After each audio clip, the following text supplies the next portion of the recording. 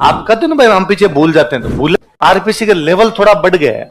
Sir जैसे पढ़ाते हैं ना वैसे नहीं आता। आप कोई बात ढब्बू टाइप का आदमी मिलके उठ के खड़ा होकर कर देता है। अब आरपीसी का लेवल बढ़ता जा रहा है, कोचिंग उस लेवल को मैच नहीं कर पा रही है। महाराणा प्रताप और अमर सिंह, सिंपल क्वेश्चन है, आरपीसी का सवाल है। मेवाड़ में महाराणा प्रताप के समकालीन राजा कौन कौन थे? चार नाम लिख दिए, केवल एक, केवल दो, केवल तीन। फिर ज्यादातर लोग महाराणा प्रताप करके आते हैं, क्योंकि अकबर की लड़ाई महाराणा प्रताप से। वो ये नहीं सोचता कि नहीं उदय सिंह भी उसी के टाइम में था, प्रताप भी उसी के टाइम में था, अमर सिंह भी उसी के टाइम में था। पल्ले बड़ी बात है। तो ये चीजें दिमाग में आनी चाहिए।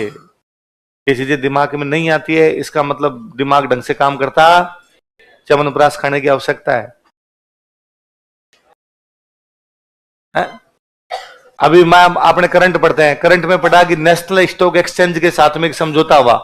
तो घर पे जाके पूरा नेशनल स्टॉक एक्सचेंज देखना होता है कि उसमें सर ने क्या क्या बातें लिखवा रखी है। एनएससी कब स्टैब्लिश हुआ था, एनएससी का मुख्यालय कहां पर है, एनएससी क्या क्या काम करता है, एनएससी के जो सूचकांक निकलते हैं वो कौन से हैं, बीएससी के साथ उसकी दिमाग में तुलना होनी चाहिए। बॉम्बे रूट क्या होता है, दिल्ली रूट क्या होता है। ये यदि आपके दिमाग में आती है बातें, इसका मतलब तो पढ़ाई का कोई मतलब है। और यदि दिमाग में नहीं आती है तो पढ़ाई का तरीका बदला जाना चाहिए। कि यार ऐसे कैसे हो सकता है कि अपने चीजें पढ़े और पीछे वाली चीजें, आप कहते हो ना भाई हम पीछे भूल जाते हैं, तो भूले, आपने पढ़ी नहीं चीजें। तो थोड़ा ध्यान ध्यान रखोगे चीजों का, आएगी समझ में। नहीं तुम कल वापस ऐसे करो पता नहीं तुम कैसे पढ़ते हो चीजों को। मैं तुम्हारी आगे तुम बच्चे बैठते हो, मैं तुम्हारी कॉपियां देखता हूं तो मुझे अजीब लगता है। ऐसे कैसे हो सकता है तुम्हारे एक के रजिस्टर में पेन नहीं चला हुआ, नोट्स है उनके नीचे नया कुछ ही नहीं किया हुआ घर पे जाके। काले पीले होने चाहिए यार नोट्स, कोरे पड़े हैं एकदम वैसे के वैसे होना ये चाहिए। इधर देखो तुम शहीद होगे सारे के सारे। इधर देखो, होना ये चाहिए कि भाई ये रजिस्टर है अपना ना भाई।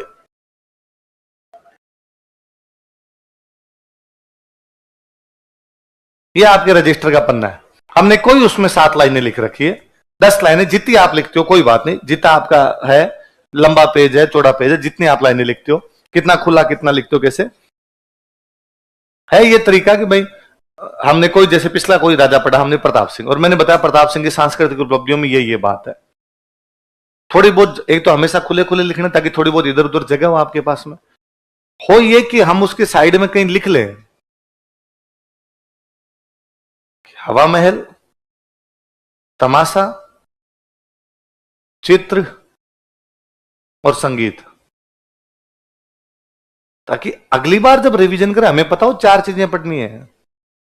स्टूडेंट को यह भी पता होना चाहिए मेरे इस पन्ने में कितनी लाइन है, कि ये हवा महल है, हवा महल में 7 लाइनें हैं और ये 7 लाइनें याद करनी है। वो याद रहती है ना, तब तो लिखते समय यदि 6 लिखोगे ना तो दिमाग कहेगा एक और बच गई, वो लिख तो थोड़ी देर में दिमाग निकाल के भी लेके आ जाए। याद ही नहीं है तो फिर 5 भी लिख दोगे, दिमाग कहेगा रेडी कंप्लीट। फिर बाहर आके आपको कोई कहता अरे मैंने तो एक वो भी लिखा था तुमने नहीं लिखा, तो अरे वो तो मेरे दिमाग में नहीं था, आता कहां से, दिमाग में रखा ही नहीं था। तो लिखे जाए, हम लिखने को पूरा पूरा लिखते हैं कि भाई वहां से इसको लेके आए थे, ये किया था। आप केवल साइड के अंदर यूं छोटे छोटे लिख लें, या नहीं लिखना चाहिए साइड के अंदर, जहां बंशीधर बढ़ता उस पर गोले कीजिए, ताकि काके की पे तो ध्यान नहीं जाए, अगली बार 4 ही चीजें देखनी है। लालचंद,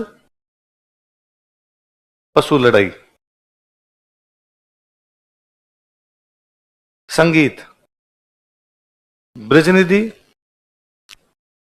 सम्मेलन, ब्रिजपाल भट्ट, संगीत सार,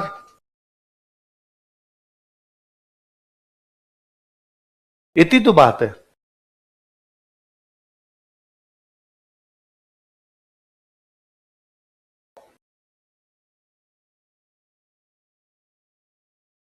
शरद, रतन,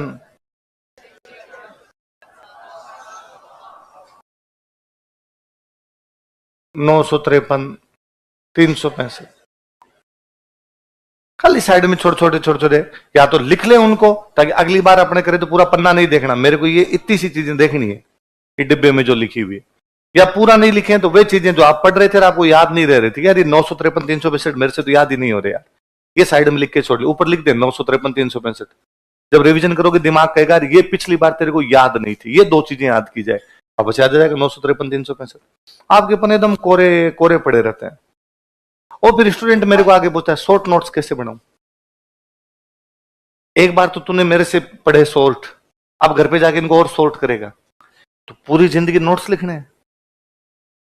आपका उद्देश्य सबसे अच्छा यह है कि हम इतने अच्छे अच्छे नोट्स तैयार करेंगे कि अगली पीढ़ी को कोचिंग करने की आवश्यकता है, क्योंकि हम उसको नोट्स दे देंगे, क्योंकि हमने नोट्स तैयार किया। ऐसा कोई उद्देश्य है तुम्हारा? तुम्हारा उद्देश्य खुद का सिलेक्शन करवाना है, तो फिर ये नोट्स यूं खाली कैसे पड़े रहते हैं तुम्हारे? मैं तो जब पढ़ता मेरे नोट्स तो आप यूं देख लो तो आपको लगे यार इसमें पढ़ूं क्या, कोई रजिस्टर लेके नहीं जाता था दूसरा, क्योंकि ते काले पीले करे तो कहते समझ में नहीं आ रहा, एक के ऊपर दूसरा लिख दिया, दूसरे के ऊपर तीसरा लिख दिया, वहीं काले पीले करके कुछ अपनी तरफ से कुछ ना कुछ लिख लिया। तो फीस मैंने दिया तो मैं ही पढ़ूंगा, तू क्यों पढ़े? दूसरा लेके जाके कैसे पढ़ ले उसके अंदर? पर तुम इतने यूं प्यारे प्यारे लिख के रखते हो। किसी बच्चे की कॉपी उठा लो, यूं रजिस्टर को आपसे इतना प्यार होता है, हाथ फेर फेर देखते हो, कोरा कोरा पड़ा है, इसमें कुछ ही नहीं होने दूंगा मैं। इसलिए जब भी एक जैसी चीजें आपका दिमाग चलना चाहिए, यार ये सेम चीजें मैं एक साथ कंपाइल करूं, आपके दिमाग में आना चाहिए यार ये यहां पर भी है, ये यहां पर भी है, ये यहां पर भी है। जब आप पढ़ो कि जयपुर चित्रकला का स्वर्ण काल प्रताप सिंह का टाइम था, तो आपके दिमाग में आना चाहिए कि सवाई जैक्सन ने सूरत खाना बनाया था, तब तो इस चीज का मतलब भी है। वरना फिर एक राजा पढ़ लिया, पीछे के साथ आपका कोई तारतम्य ही नहीं, उसके साथ में कोई चीजें जुड़ती नहीं। और जब तक चीजें आपस में कनेक्ट नहीं होती है ना, तब तक उनका कोई लेना देना नहीं। जब तक चीजें आपस में जुड़ती नहीं है तब तक वो याद नहीं